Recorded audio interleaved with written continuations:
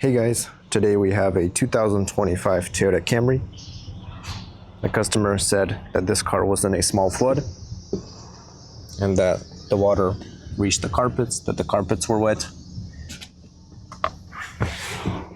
After that, a lot of lights came up on the dash.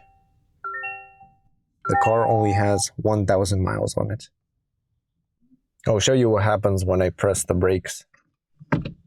It makes this kind of sound.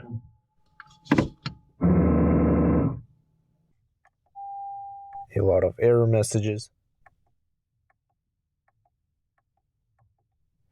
We already connected our scan tool.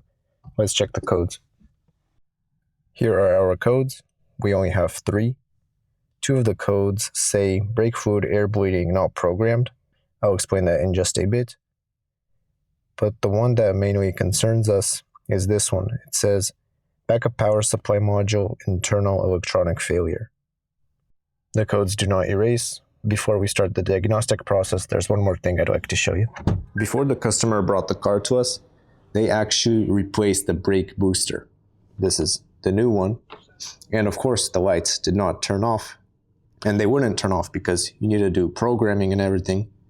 So then they put everything back. So the old brake booster is now on the car. And that would explain our air bleeding code. Okay, now let's take a look at a quick diagram of the system. Here we have the skid control ECU or the brake booster assembly.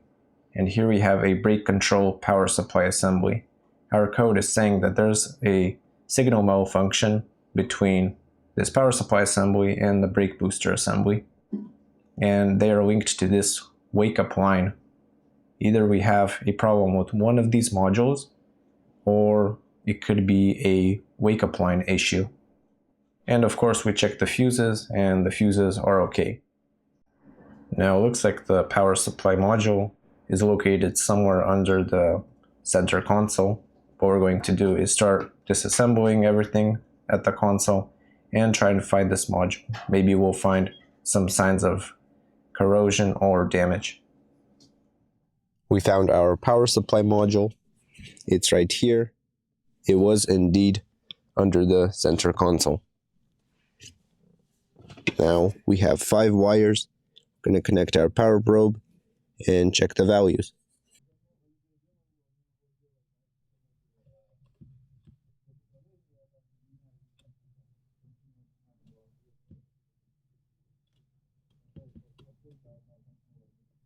Our values on the pins seem to be okay.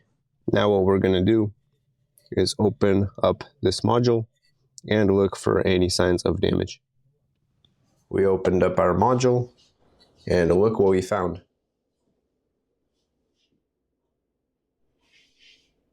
This is water damage.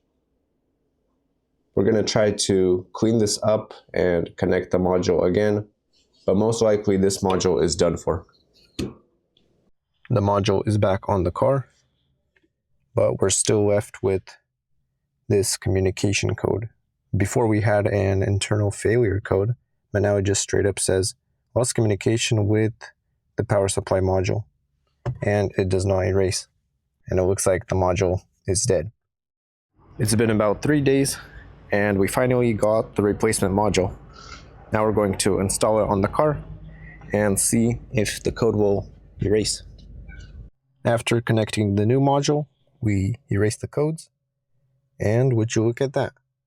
0 codes. The code was in this brake booster.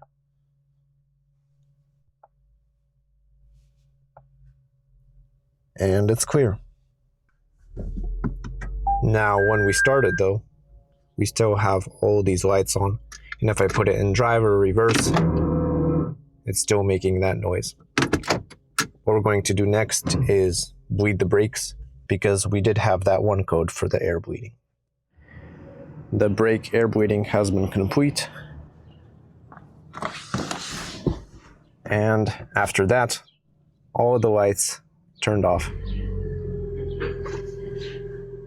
And when I put it into drive or into reverse, it doesn't make that sound anymore. Awesome. That's basically it for this video. If you enjoyed this kind of content, please like and subscribe for more videos. I'll see you in the next one.